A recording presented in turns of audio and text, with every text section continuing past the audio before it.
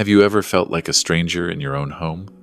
That feeling when every footstep, every breath reminds you that you don't belong here anymore? I live with that feeling every day. Let's go back to that fateful morning, the moment my silent endurance was about to reach its breaking point. The noise that woke me wasn't my alarm clock. It was the sharp, hurried click-clack of my daughter-in-law Emily's high heels on the hardwood floor just outside my door. This tiny room at the end of the hall, once a storage closet, was now my living space. I, John Miller, 68 years old, had been living here for 2 years, ever since David's in-laws moved in. This used to be my house, mine and Martha's, my late wife. We built it with our own sweat and carefully saved dollars. After Martha passed, to help the kids get a good start, I signed the house over to David and Emily when they got married. They moved in, and at first, everything was fine. But then the Collins family moved in too, taking over the 2 large upstairs bedrooms. And I, the former owner of the house, was graciously moved down to this room.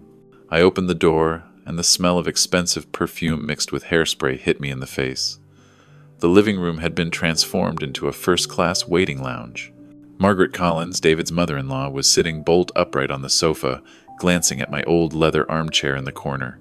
"David, perhaps it's time for this armchair to go," she said, her voice casual. "It doesn't match the new sofa at all." That was the chair where Martha used to sit and knit sweaters for David when he was a boy. David, my son, didn't answer Margaret.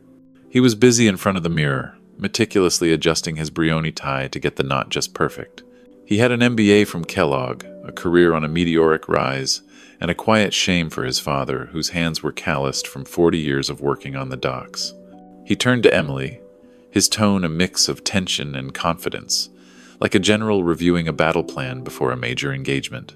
"I need everything to be perfect, Em. Today isn't just a contract signing. This is our debut in front of the entire international investment community. Everything, from the PowerPoint presentation to every handshake, has to project class and professionalism." He paused, glancing at the guest list on his iPad. "Mr. Ahmed Al-Rashid from Dubai will be there. So will Mr. Kenji Tanaka from Tokyo. These are all extremely discerning people who notice every little detail. They don't just invest money. They invest in the image of a company with a global vision.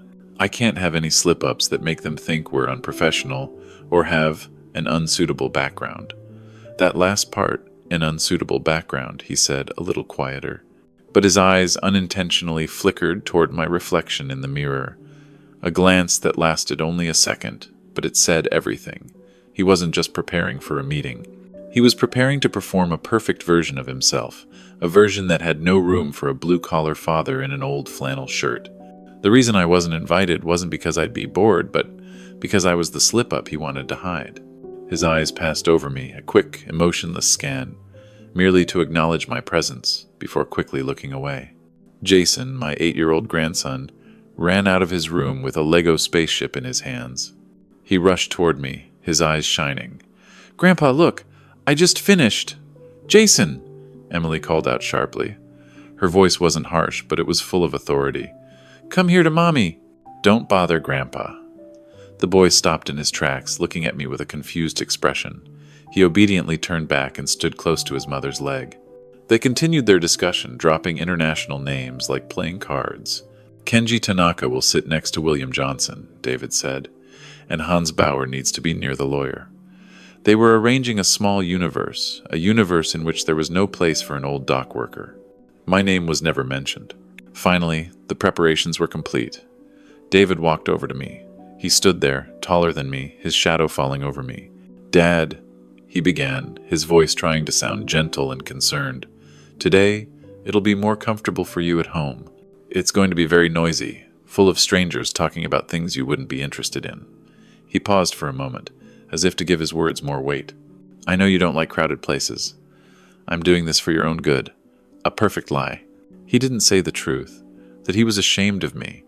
He turned his exclusion of me into an act of care. I didn't argue. I just looked at him and nodded. My throat was dry. I had given him this entire house, and now I wasn't even invited as a guest. Their black SUV pulled away, carrying the Collins clan and David's bright future with it. The sound of their laughter faded and then disappeared. The house returned to its familiar silence. leaving just me and my memories. And that's when I thought my part in the day's story was over. But I was wrong. Everything truly began after that, with the shrill ring of a phone cutting through the silence, a call that would change everything. I turned my back to the window, my reflection vanishing as I walked deeper into the house.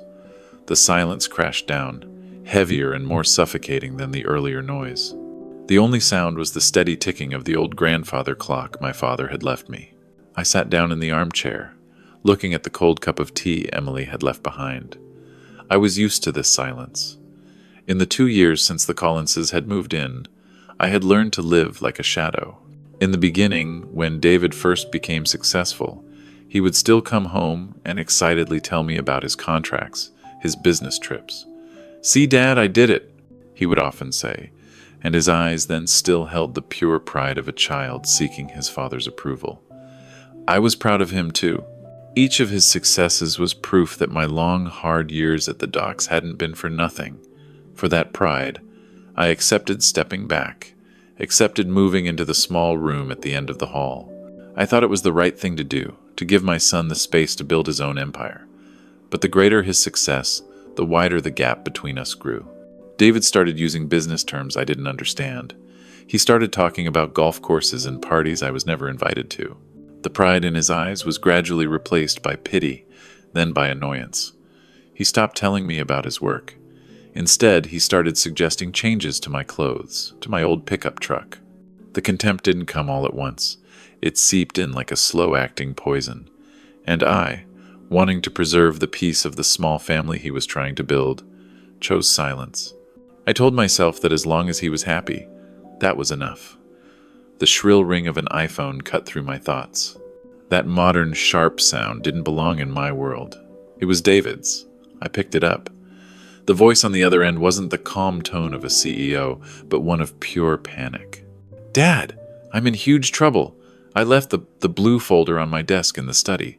The final contract addendum. Everyone's waiting. Can you bring it to the Sterling Tower Hotel right away? I'm begging you, Dad." I gripped the phone. "I'm begging you, Dad," a phrase he only used when he was completely desperate. For a moment, I wasn't the embarrassing father, but his last resort. A feeling both bitter and undeniable rose within me. I didn't answer, just hung up and acted. I hurried into the study. The blue folder was sitting neatly on the desk. I quickly threw on my old windbreaker, clutching the folder as if it were my son's life. My old Ford F-150 pickup truck started up with a struggle, but reliably. On the Kennedy Expressway, among a stream of sleek luxury cars, it looked like a relic from another time. A part of me wanted to turn around. Let him taste failure. Let Margaret and Emily see that a fancy degree doesn't solve everything. But then the image of little Jason appeared in my mind. I couldn't let my grandson see his father fail. I stepped on the gas. The Sterling Tower loomed before me, its glass panes glittering in the sun like 1,000 judging eyes. The doorman in his maroon uniform looked at my old Ford F-150 with a less than welcoming gaze, as if it were a stain on the hotel's perfect picture. Just as I was about to get out, my phone buzzed. A text from David. "Dad, use the service entrance on Rush Street. Thomas Reed from the Chicago Tribune and some photographers are in the main lobby. I don't want any unnecessary attention." His explanation only made the bitterness worse. He wasn't worried about security giving me a hard time.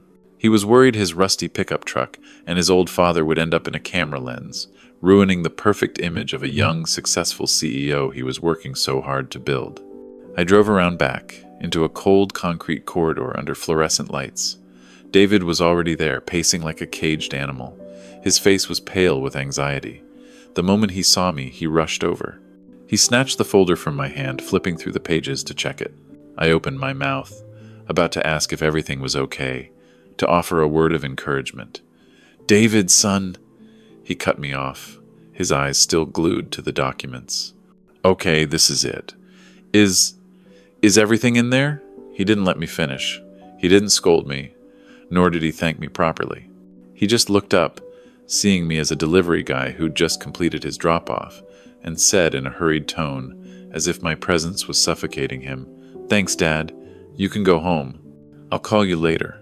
With that, he turned and ran, leaving me alone with the smell of dampness and the hum of the ventilation system.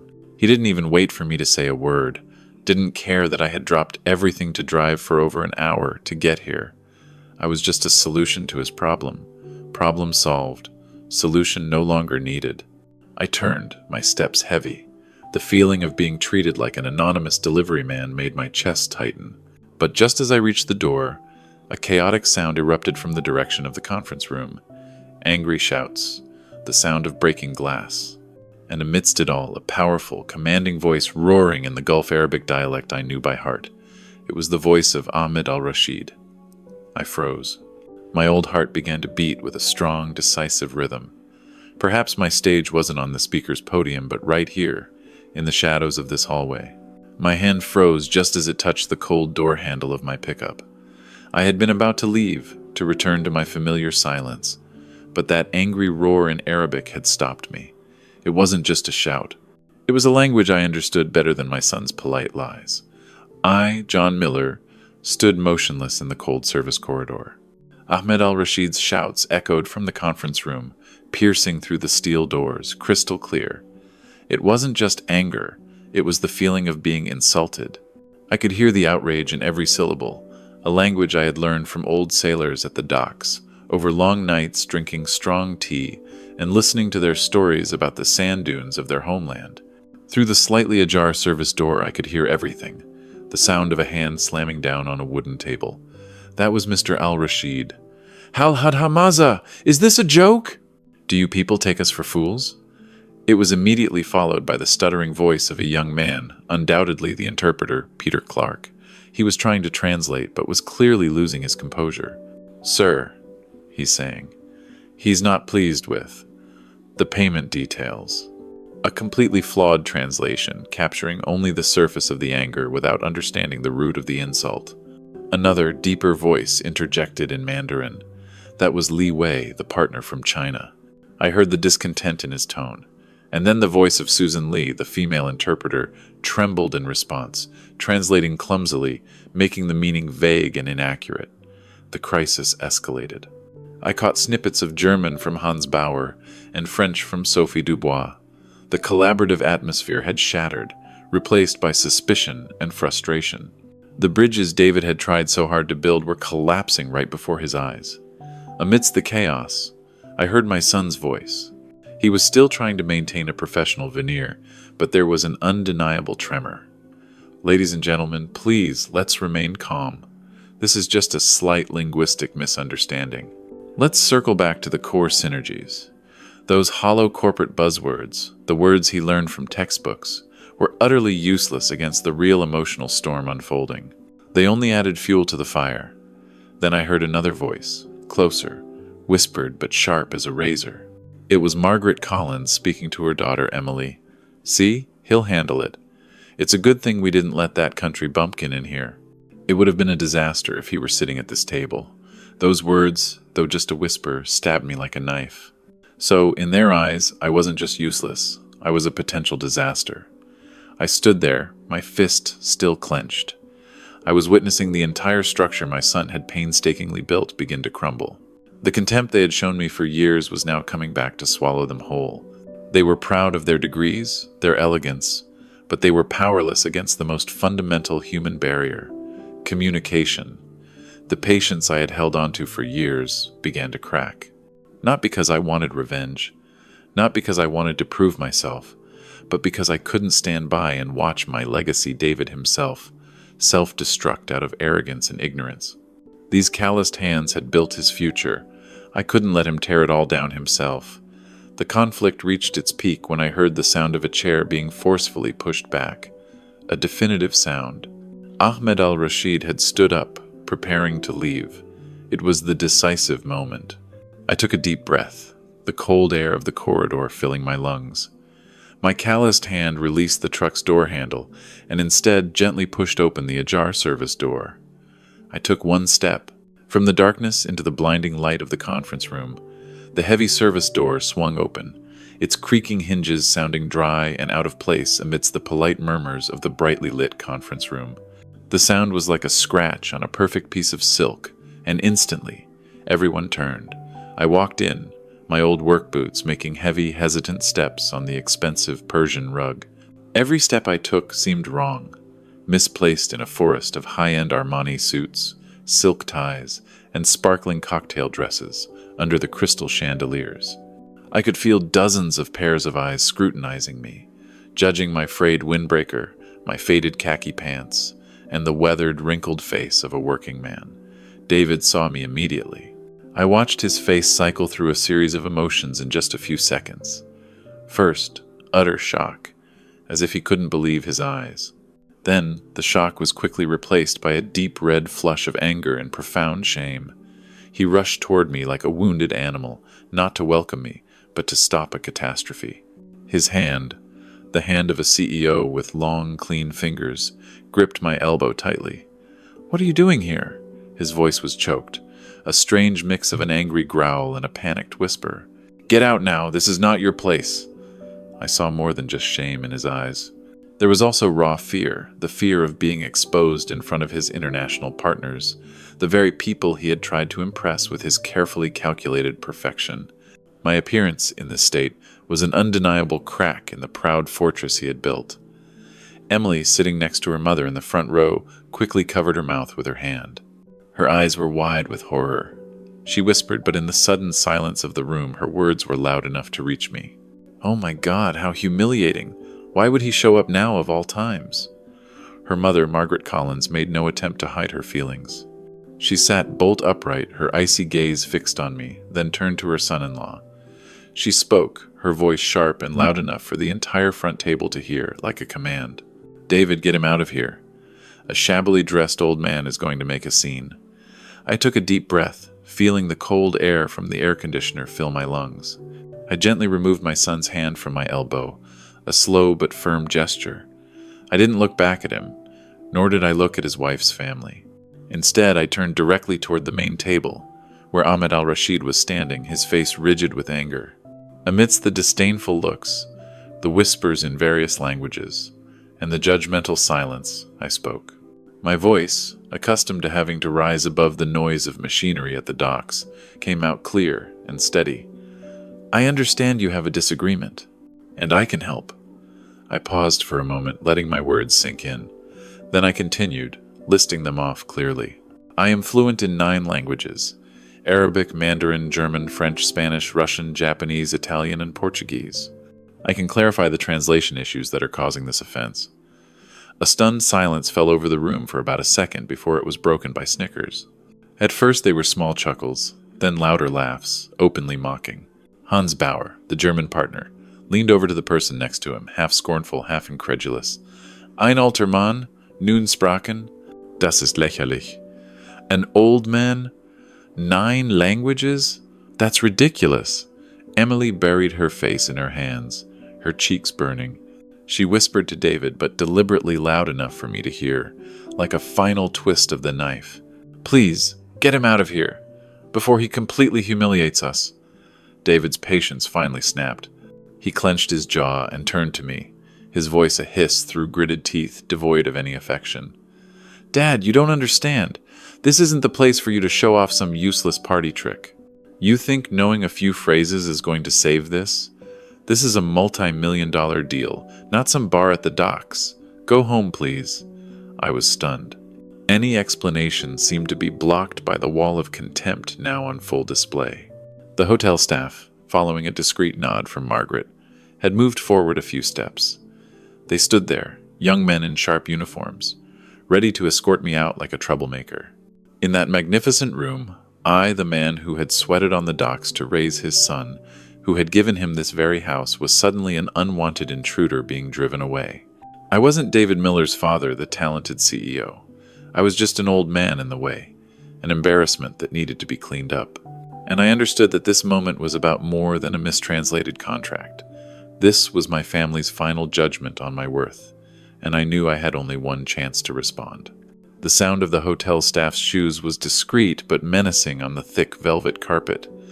They were closer now, 2 tall, young men in sharp uniforms. They weren't looking at me, but at David, waiting for a single nod to politely but firmly escort me out as nothing more than a disturbance. The air in the room was as heavy as lead, thick with embarrassment and shame. David's voice rose, hurried, trying to salvage the situation by belittling his own father. "My apologies, everyone. I'm so sorry for this interruption," he said, his voice cracking, a mix of sincere apology and unconcealable shame. "This is just my father. He must have misheard something. He thought he could help, but he really doesn't." He left the sentence hanging, as if he couldn't bring himself to say the words "know anything" or "isn't qualified." The silence that followed his unfinished sentence was worse than a direct insult. It painted a picture of a pitiful, senile old man meddling in the affairs of his betters. A quiet, deliberate cough came from the German partners' table. Everyone turned.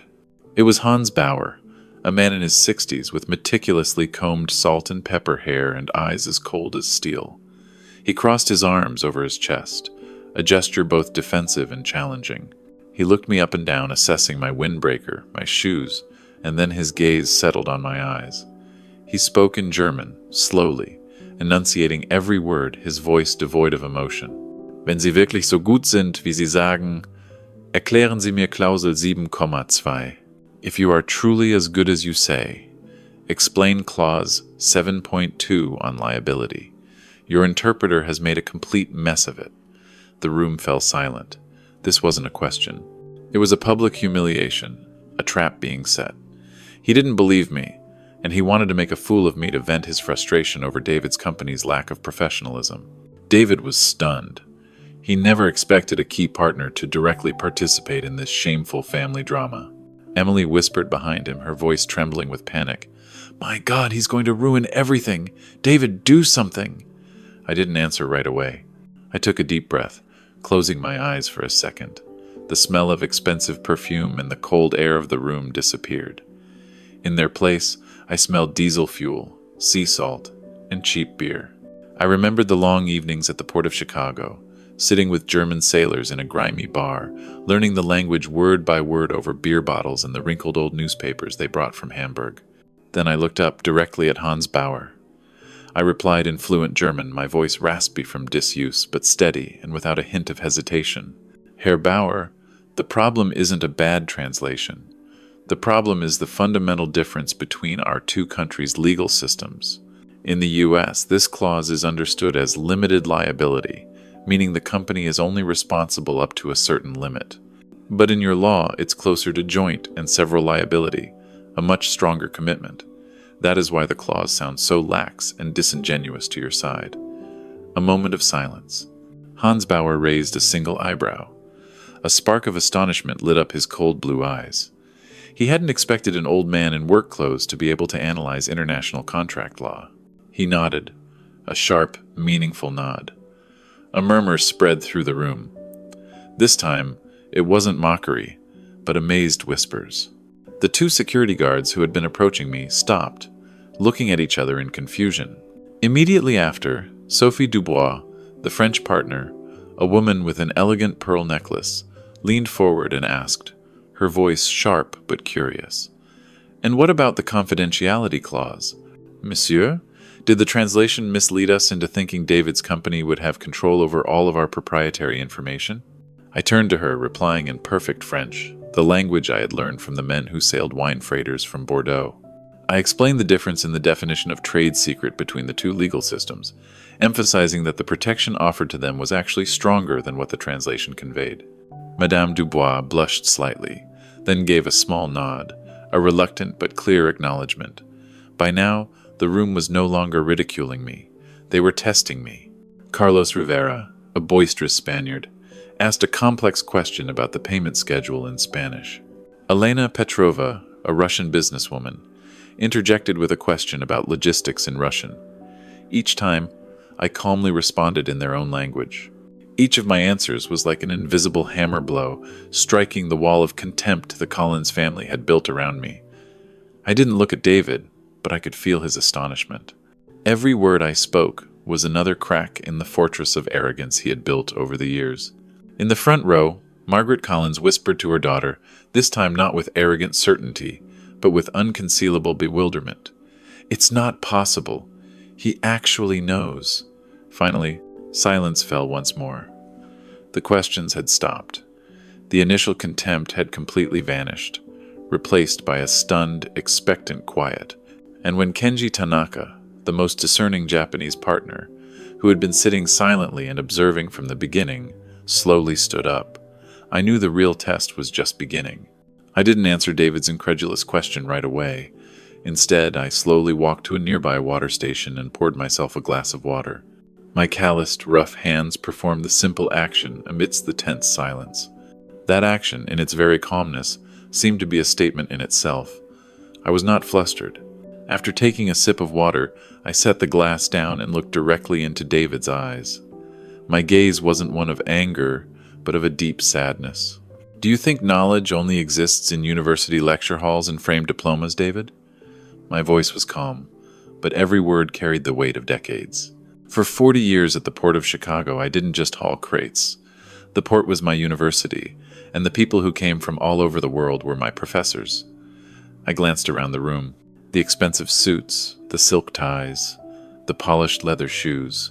These were people who read reports, analyzed charts, and talked about the global supply chain in air-conditioned boardrooms. They knew the world through numbers on a screen. Then I looked down at myself, the old windbreaker, the pants worn at the knees, and the work boots I still wore every day. I was the physical embodiment of the very supply chain they were discussing.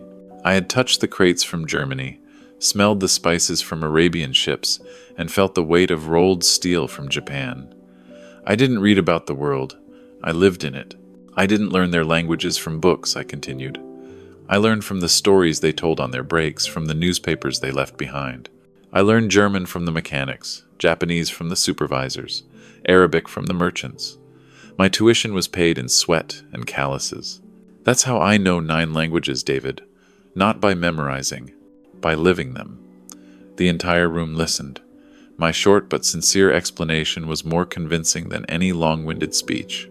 The contrast between me, a simple working man, and the profound knowledge I had just demonstrated created a silent shockwave. Margaret Collins and Emily sat frozen. They were confronting an undeniable truth. The man they had despised possessed a wealth of knowledge that money and status could not buy. David took a step back, his face pale. He was realizing that he had looked at his father his whole life but had never truly seen him. The wall of arrogance he had built was crumbling piece by piece. Just as I finished speaking, a calm, polite voice came from the American partners table. It was William Johnson, the CEO of the joint venture, an older, composed man who had been observing quietly from the start. "Mr. Miller," he said, his voice full of respect, "what you said reminds me of an old friend of my father's. He also worked at the Port of Chicago. His name was Bill Hayes." That name made me pause. Bill Hayes was the father of my friend, Robert Hayes. Mr. Johnson continued, "My father used to tell me that his friend, Mr. Hayes, had a very special colleague, a quiet man who could understand almost every language spoken by the sailors. They called him the Shadow of the Docks because he always seemed to appear at the right moment to help when there was a language barrier.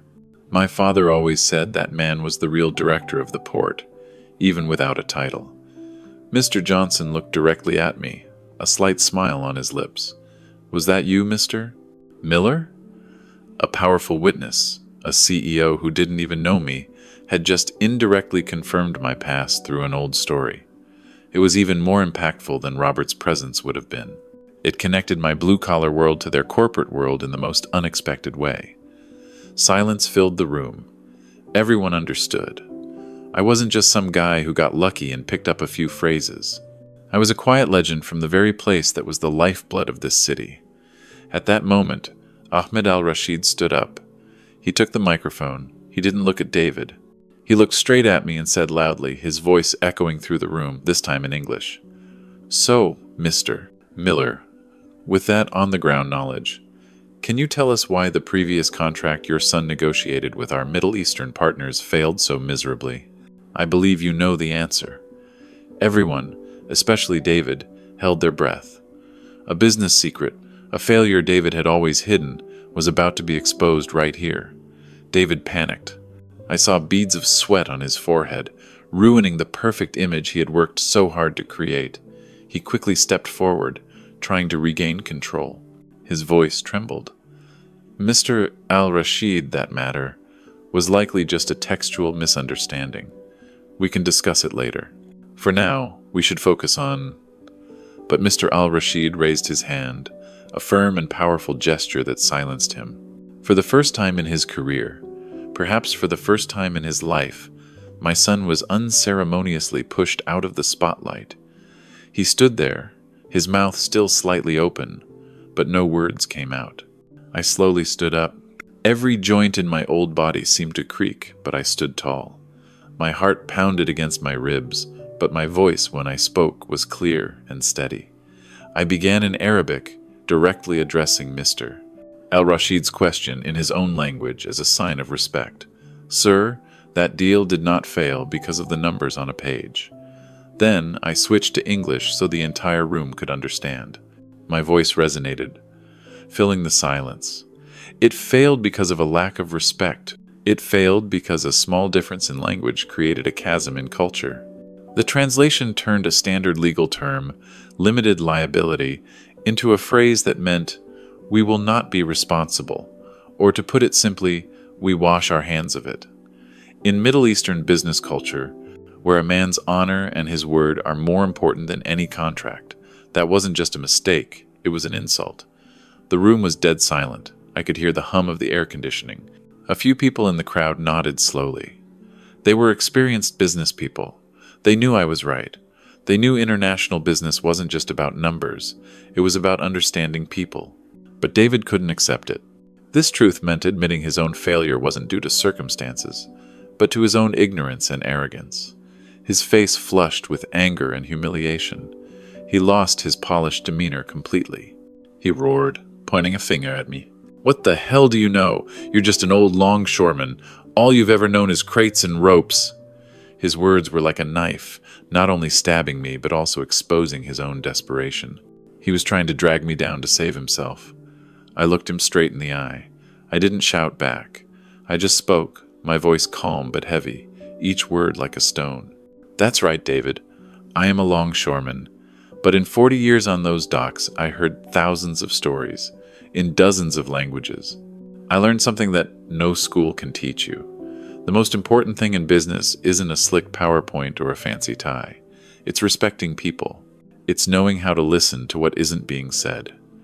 As soon as I finished, Hans Bauer, the German partner who had first challenged me, unexpectedly interjected. He spoke in English, his voice firm. He is absolutely correct. I just double-checked our legal clause. Your interpreters completely misrepresented its meaning. If Mr. Miller hadn't clarified, we too would have felt disrespected. Then came Sophie Dubois, the French partner. She added, the same with the confidentiality clause. I always felt something was off. Thank you, Mr. Miller. Then Elena Petrova, then Carlos Rivera, one by one, the international partners, the very people David had tried so hard to impress, now publicly sided with me. They were no longer asking questions to test me. They were asking for clarity, for trust. And I answered each one, in their own language. The axis of the room had shifted. No one was looking at David anymore. All of them, from the powerful CEOs to the curious journalists, were looking at me. And I finished, my voice deep and certain, a summation of everything that had happened. Ladies and gentlemen, what school did not teach, life did. If we want to build trust, to build bridges across oceans, we must first learn to listen and respect one another. Not respect for titles or bank accounts, but respect for human beings. A long moment of silence filled the room. Then, from a corner, one person began to clap. Then another, and another. Soon the entire room was filled with applause. Not polite, obligatory applause, but a wave of sincere recognition. David stood there, his face ashen, completely overshadowed. And I, an old man, in a worn windbreaker with calloused hands, had finally found my voice, in the very place where they had tried to take it away.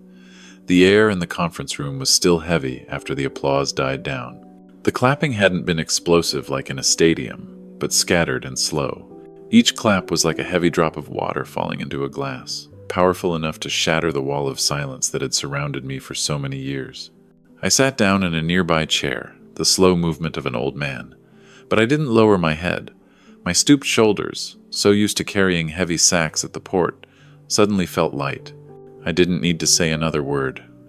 The truth had spoken for itself, and now it was echoing in the quiet of the room. David was a different story. He stood motionless in the middle of the room, under the bright ceiling lights, looking lonely and lost. His hands trembled as he clutched the folder as if it were his last life raft in a storm. I could see sweat beading on his temples, the light making his face unnaturally pale. The son I had once carried on my back, the son I had stayed up all night with when he had a high fever, now looked like a lost child in a strange forest. He tried to cling to what he had learned in books, business terms, negotiation strategies, but couldn't find a single word to save the situation. Margaret Collins, her carefully made-up face, having lost its usual cold composure, sat as straight as a statue. But her eyes darted around, searching for an escape, for something to hold on to. Emily had her head bowed, her delicate hands gripping her small clutch as if trying to crush it, hiding a shame she could no longer conceal. The perfect world they had so painstakingly built had just collapsed before their eyes, and the one who destroyed it was the very person they despised most. In that moment I thought of Martha, my wife. If she were alive, she wouldn't have said much. She would have just smiled, gently touched my shoulder and said, "You see, John, sometimes silence isn't wisdom. Sometimes you have to speak up to defend the truth." And today, I had done just that. A quiet cough from Mr. William Johnson, the older American partner who had indirectly confirmed my past, cut through my thoughts. He stood up, leaning his hands on the table in a gesture of calm authority. He spoke slowly, his voice warm but powerful. "Ladies and gentlemen, I've sat in my share of meetings like this over the past 40 years. I've seen deals succeed, and I've seen them fall apart. And I must confess, I have never seen a man with no official title command a room like that. Mr. Miller here," he nodded toward me, "doesn't just know languages, he understands people, and that is the core of any partnership." Mr. Johnson turned to me, his eyes full of respect. "I used to hear my father talk about a man at the port of Chicago, someone everyone went to when language was a barrier. I believe today I've met that very man." Those words, spoken by a respected CEO, were like a sharp knife severing the final thread holding David's credibility together. The room filled with murmurs of agreement. I saw Hans Bauer and Kenji Tanaka nodding, while others looked at me with an entirely different expression, no longer contempt, but sincere respect. David staggered, taking a step back, as if struck by an invisible blow. His lips moved, trying to say something to reassert his position. But I'm the one in charge here." No one responded. That silence was more painful than any rebuttal. They didn't need to say it, but everyone understood. The real leader in the room today was not the man at the podium. I didn't want to humiliate him further. He was still my son. Despite the hurt he had caused me, deep down, I still hoped he could find the humility he had lost. I slowly stood up again and walked toward him. My calloused hand rested gently on his shoulder. It was tense, like a guitar string. "David," I said quietly, but loud enough for those nearby to hear, "leadership isn't about hiding what you're ashamed of. Leadership is knowing when to be silent and when to make way for the truth." He flinched slightly but didn't move away. I knew a battle was raging inside him, a fierce conflict between his wounded pride and the undeniable truth. Then Mr. Al-Rashid's voice rang out, deep and decisive, in English. "I came here to find a partner who respects and understands us. Today I found such a man, not in the pages of a contract, but in the words of Mr. Miller." A wave of agreement rippled through the room. It wasn't loud, but it was solid, the sound of pens tapping, of heads nodding. David sank into a chair, his hands limp at his sides. In that moment, I saw it clearly. He had lost control. The entire perfect performance he had so carefully orchestrated had come to a disastrous end. But instead of savoring a victory, a sadness welled up inside me. This was never a battle between a father and a son. This was fate's stern reminder that arrogance always comes with a price. I turned back to the room, my voice hoarse but clear.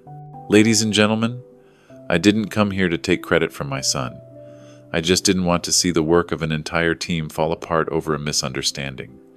My son has worked hard, and he is talented. But sometimes, we all need a reminder. No one can stand strong alone. We need to listen to each other. A solemn silence fell over the room. I saw in many people's eyes not just respect for me, but also a moment of self-reflection. Near the back, Jason, my little grandson, had snuck in at some point and was peeking his head around the door, his eyes wide as he looked at his grandfather. I smiled at the boy. In that innocent gaze, I saw hope. A new generation would grow up, and perhaps they would learn from both their father's mistakes and their grandfather's experience. Margaret Collins turned her face away, but I saw her lips press into a thin, tight line. Emily kept her head down, her cheeks flushed. For the first time, they said nothing to mock me. They were silent, because they had nothing left to say. Mr. Johnson spoke again, breaking the silence. Perhaps we should continue our discussions, but this time with a bit more understanding. Everyone nodded. The atmosphere in the room had changed, and I, an old man once seen as a burden, had now become the bridge connecting them all. As I sat back down, my hands on my knees, I felt a strange calm in my heart. There was no more resentment, no more humiliation, only peace. Because I knew that in the end, the truth always finds a way to speak. And today, it had spoken through the hoarse voice of a father everyone had once looked down on. After the meeting ended, the conference room slowly began to empty. The tension had dissipated, leaving only the aftershocks of the storm that had just passed. The international partners lingered, not rushing to leave as they normally would. Instead, they gathered in small groups, exchanging a few more polite words in various languages. Occasionally, someone would glance my way, no longer with contempt or curiosity, but with a quiet respect. I just watched silently, remaining in my chair. It was over. I didn't need to say another word. David sat slumped in a chair in the front row, his eyes staring blankly into space. He looked like a soldier who had just emerged from a fierce battle, not with the glory of a victor, but with the crushing defeat of the vanquished. His expensive Brioni suit, the armor he wore to project class, now looked ridiculous, failing to hide the tremor in his hands. The folder had fallen to the floor, its pristine white pages scattered like the shattered pieces of his pride. I wanted to go to him, to put a hand on his shoulder and tell him everything would be okay. But I stopped myself. It was time for him to face the truth on his own. Sometimes a father's love isn't about picking his child up immediately, but about letting him feel the full weight of his own arrogance. A lesson is only truly learned when you pick yourself up from a fall. Margaret Collins didn't give him time for reflection. She strode over, her high heels tapping an angry rhythm on the marble floor. Her face was a stiff mask, the perfect makeup unable to hide her fury and humiliation. She hissed through her teeth, her voice tight with control. "David, you have to do something. Get up. You can't let him become the center of attention like this. This is your deal, your work." For the first time in years, I saw David not respond to her. He didn't nod, didn't try to make excuses. He just stood up silently, gathering the papers mechanically, his eyes empty. Emily hurried after him, but her confusion and panic only allowed her to stammer a few meaningless, broken phrases. "David, honey, we should..." The room grew quiet, leaving just me and a few staff members who were discreetly clearing up. I walked out into the hallway, where the afternoon sun streamed through tall glass windows, casting long stripes of light on the polished stone floor. Jason ran to me, wrapping his arms tightly around my leg. "Grandpa, you were amazing. I didn't understand what language you were speaking, but everyone clapped." The boy's voice was a cheerful chirp, as clear as a bird's song, the only truly authentic sound in this artificial world. I bent down and stroked his soft hair. A rare smile touched my lips.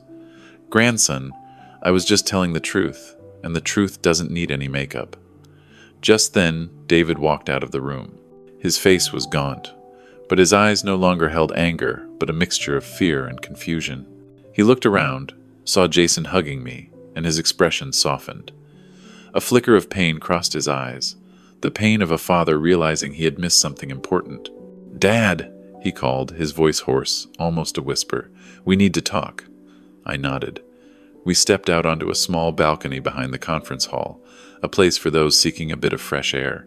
The Chicago wind blew hard, carrying a sharp afternoon chill. In the distance, skyscrapers rose majestically, their long shadows stretching like swords across the city streets.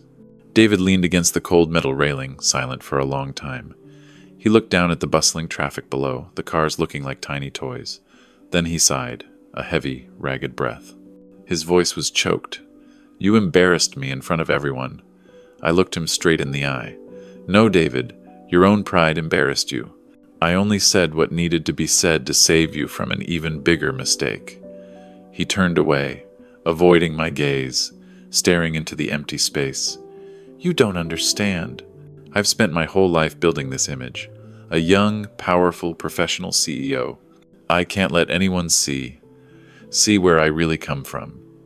"Where you really come from?" I stepped closer, my hand on the cold railing. "You think I'm a burden, don't you? You think these calloused hands embarrass you?" I held up my hand, letting the sunlight catch the hard calluses, the prominent veins. "These are the hands that raised you, that bought every pair of shoes, every book for you. If you're ashamed of them, then you're ashamed of yourself, because you were built from that sweat." David trembled, biting his lip so hard it bled. I saw something shift in his eyes, a wall of ice beginning to melt. "Dad," he said softly, like a lost child finding his way home, "is it possible that everything I've done was just to escape your shadow? I wanted to prove I was better than you, that I wasn't a manual laborer. But today, you proved the opposite."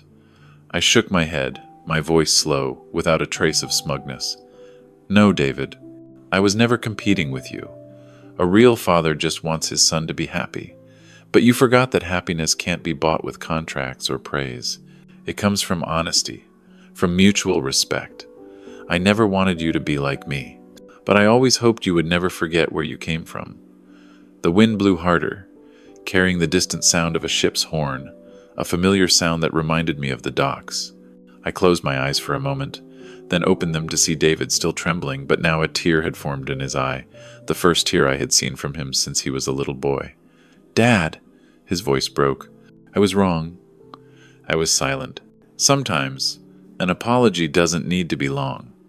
I just reached out and patted his shoulder, feeling the tension in his muscles slowly release. Just then, the door behind us opened. Margaret Collins stepped out, her face cold. "David, you can't let your emotions get the best of you. We still have a lot of work to do. Don't let him drag you down." David looked up. For the first time in his life, his gaze didn't waver. He looked straight at his mother-in-law and said, clearly and firmly, "No, Margaret, I'm the one who dragged myself down. Dad didn't drag me down. He just saved me." Margaret was speechless. She had never expected to hear David say such a thing. Emily stood behind her, her hands trembling as she clasped them together, unable to utter a word. I quietly turned away, leaving them to their own devices. In my heart, I knew David's real battle wasn't over, but at least today, he had started to relearn the lesson I had spent a lifetime understanding. Truth and respect are the only foundations that last. Jason ran to me again, taking my hand. "Grandpa, are you sad?" I bent down and smiled. "No, grandson, I'm not sad, because today I saw your father start to learn how to be a man again." We left the balcony. The afternoon sun stretched across the marble floor, leaving long shadows. In that moment, I knew a new door had just opened, not just for David, but for our entire family. Margaret stood frozen by David's response. She looked at her son-in-law as if he were a stranger, then shot a look at me that was a mixture of hatred and helplessness. Without another word, she turned and walked back inside, a retreat that was both dramatic and pathetic. Emily scurried after her, managing only a single glance back at us before disappearing through the door. The balcony was left to the two of us, father and son, and the howling Chicago wind. For the first time in years, the silence between us wasn't one of distance, but a space for reflection. David remained leaning against the railing. The tear had dried on his cheek, leaving a faint trail. He watched his wife and mother-in-law disappear, then turned back to me. "Dad," he said, his voice calmer now, "this isn't going to be easy. My reputation, the company, my family." I cut him off. "I know, but no easy road leads to a place worth going. You chose the hardest path when you chose to be true to yourself. But it's the right path." I looked out at the skyscrapers, which were beginning to light up. "You know, David, Back at the docks, there were some ships that were huge, very modern. They had advanced navigation systems, powerful engines, but sometimes, in a thick fog, all of that became useless. In those moments, the only thing that kept the captain from getting lost was the lighthouse, a simple, old light, but it was always there, steady and reliable. I turned back to him. Don't ever be ashamed of your lighthouse, son. No matter how old and rough it is, it's what will keep you from getting lost in the storms of life. David listened in silence. I saw a deep understanding in his eyes. He was no longer the boy trying to escape my shadow. He was a man learning to face his own. "What do I do now, Dad?" he asked, a sincere question from someone seeking guidance. "Go back in there," I said, pointing toward the conference room where the partners were still waiting. "Face them, not as a perfect CEO, but as a man who knows how to admit his mistakes and is ready to fix them. Tell the truth. The respect you earn from honesty will last longer than any admiration you get from appearances." He took a deep breath and nodded. "I understand." He walked toward the door, then stopped and looked back at me. "Tonight, would you want to have dinner with me and Jason? Just the three of us." It was a simple offer, uttered in a voice still rough with emotion, but it landed with more force than any multi-million-dollar contract ever could. Just the three of us. Those words were an invitation not just to a meal, but an invitation to come home. An invitation back into the small, quiet world that mattered. A world I thought I had lost forever. "Of course, son," I said, and the smile felt foreign but welcome on my face. David stepped back inside, the heavy glass door closing with a soft whoosh, leaving me alone on the balcony. The Chicago wind bit at my cheeks, a raw, honest cold that felt cleansing after the stifling air of the conference room. But a warmth was spreading through my chest, a slow, steady glow that had nothing to do with the temperature. I didn't know what the future would hold. I didn't know how David would navigate the wreckage of his relationship with his in-laws, or how he would rebuild the trust in his company, an empire he had built on such a fragile foundation. The road ahead for him would be difficult. But I knew one thing with absolute certainty. The world would see this day as a failure for him, a public humiliation. But I saw the truth. Today, my son had lost a deal, but he had succeeded in finding himself again. He had traded a hollow victory for a chance at genuine strength, and for a father, there is no greater success than that. When I went back inside, I found Jason waiting by the door, a silent, loyal sentinel. He was holding a Lego spaceship, a clumsy, wonderful creation of mismatched colors. He ran over, his small hands carefully extending his offering. "Grandpa, I made this for you." I knelt down, my old knees protesting, and took the gift. It wasn't a perfect, polished model from a box. A few pieces were crooked, and the design was questionable, but it was solid in my calloused hands. It was real. It was made with all his heart. "Thank you, grandson," I said, my voice thick with an emotion I hadn't allowed myself to feel in years. "It's beautiful." As we walked out of the hotel, the city lights were coming on, sparkling like stars. I walked beside my grandson, feeling his small hand in my calloused one. In the distance, I could see David talking with Mr. Al-Rashid and Mr. Johnson. There was no more tension, only sincerity. In the end, I thought, every language in the world can be translated. But there is one language that needs no interpreter, the language of truth and love. And today, my son and I had both learned how to speak it again. And so, as the lights of Chicago blazed to life, a new chapter began in our story. My old pickup truck pulled away from the glittering tower, carrying not just a father and son, but also a priceless lesson. That night, our dinner for three didn't feature fancy dishes or expensive bottles of wine. There was only simple spaghetti, Jason's bright laughter, and a knowing silence between David and me. I realized then that in life, we spend so much energy building our castles tall and grand, with polished facades for the world to see. We get so lost in the architecture of ambition that we forget to check the ground beneath our feet. We forget that the strongest foundations are never made of wealth or status, but of the simplest, unseen things, the solid ground of honesty, the quiet mortar of respect, and the bedrock of unconditional love that endures every storm. David had finally learned that. He learned that a man's true worth isn't found in a framed degree hanging on a wall or the silk of a designer tie. Those things are fragile decorations. Real value is forged in the courage it takes to face your own mistakes, and in the quiet dignity of never being ashamed of the roots that made you who you are. My story might be the story of many of you. Perhaps you felt overlooked, left behind, or that your voice wasn't being heard. Perhaps, like David, you've sometimes been swept up in the whirlwind of expectations and forgotten what truly matters. This life, after all, is a lot like learning a new language. It can be difficult and clumsy at first, but as long as we persevere and listen with our hearts, we will eventually understand one another. I hope this story serves as a small reminder that our own personal lighthouse, whether it's the calloused hands of a father, the teachings of a mother, or the core values we carry with us, is the most precious guiding light of all. Thank you for listening. Don't forget to take care of yourselves and your loved ones. Are you taking care of your own lighthouse? Share your story in the comments below. I'll see you in the next story.